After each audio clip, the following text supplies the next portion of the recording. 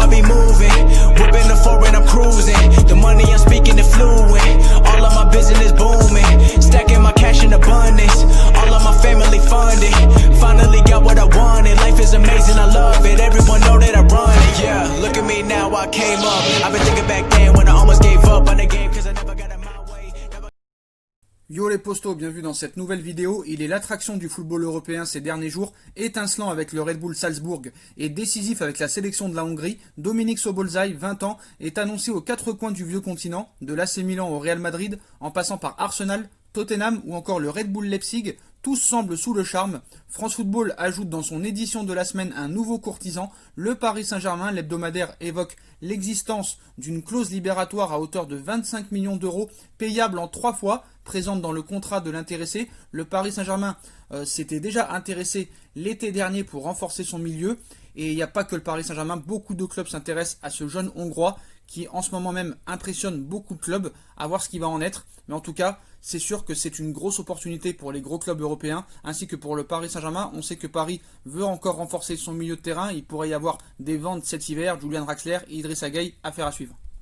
Entre Mauro Icardi et la Juve, la flamme pourrait bien se raviver, un intérêt visiblement réciproque qui pourrait pourquoi pas donner lieu à une opération incroyable. N'ayant clairement pas les faveurs de Thomas Tuchel au Paris Saint-Germain, Mauro Icardi pourrait déjà être à un tournant de son aventure dans la capitale, de plus en plus. De l'autre côté des Alpes, l'avenir du buteur argentin fait parler. Ce dimanche, la presse italienne évoquait les choix qui se présentaient aux natifs de Rosario, parmi lesquels celui de partir notamment pour retourner en Serie A, plus particulièrement à la Juve. Cela fait maintenant plusieurs saisons qu'Icardi et la vieille dame se tournent autour. Si cela ne s'est jamais concrétisé face à la situation de Mauro Icardi au Paris Saint-Germain, l'occasion pourrait enfin être la bonne. Une tendance à nouveau confirmée cette fois par Calcio Mercato, une opération débloquée par Paulo Dybala. L'avenir de Mauro Icardi pourrait-il s'écrire enfin à la Juventus? Selon les informations du média transalpin, cela pourrait bien être le cas. Tout d'abord, entre les deux parties, les relations seraient excellentes et l'intérêt serait réciproque. Le joueur du PSG faisant même du club piémontais sa première option pour son avenir,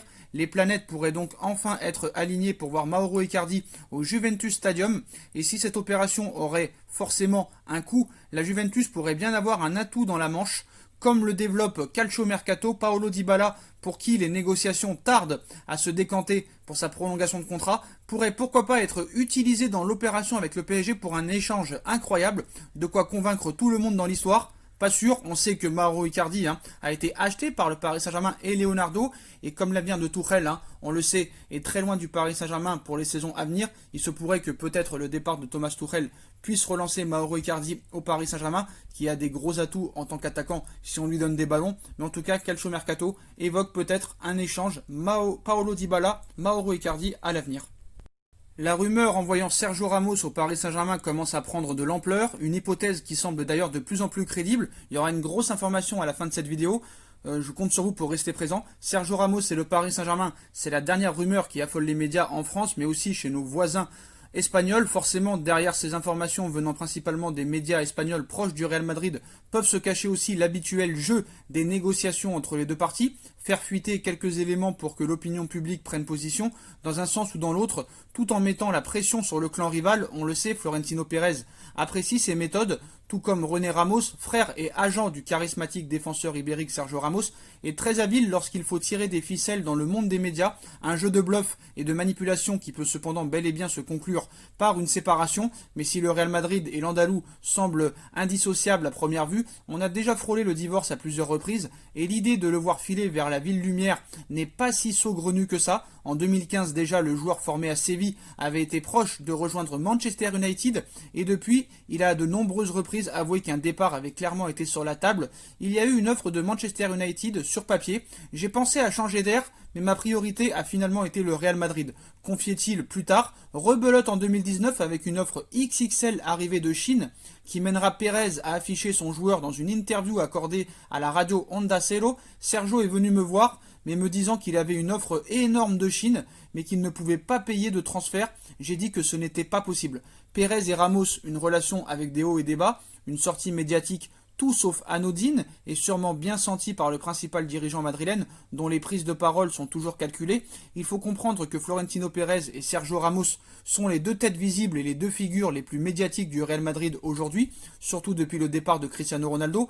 On ne peut pas parler de guerre de pouvoir entre les deux hommes, mais il y a forcément de nombreux points de désaccord, avec un Florentino Pérez dans son rôle de chef d'entreprise et Sergio Ramos comme porte-parole ou syndicaliste du vestiaire merengue. Longtemps, la relation entre les deux a d'ailleurs été glaciale, ils se sont rabibochés récemment, et l'homme d'affaires espagnol était notamment monté au créneau pour défendre son joueur lors d'une assemblée avec les socios, quand ces derniers avaient critiqué le capitaine pour le tournage de son documentaire, alors que le Real Madrid s'inclinait et était éliminé par l'Ajax en Ligue des Champions 2018-2019.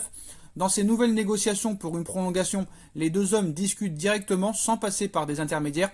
Président et joueurs sont sur la même longueur d'onde, puisque tous deux souhaitent que l'histoire d'amour entre le recordman de sélection avec l'Espagne et le club le plus capé de la Ligue des Champions se prolonge. La durée du contrat proposé par l'état-major madrilène serait d'1 an, avec une année en option en fonction des rencontres jouées par le principal concerné, 2 ans en somme, puisque tout portera à croire que le numéro 4 sera toujours indiscutable la saison prochaine.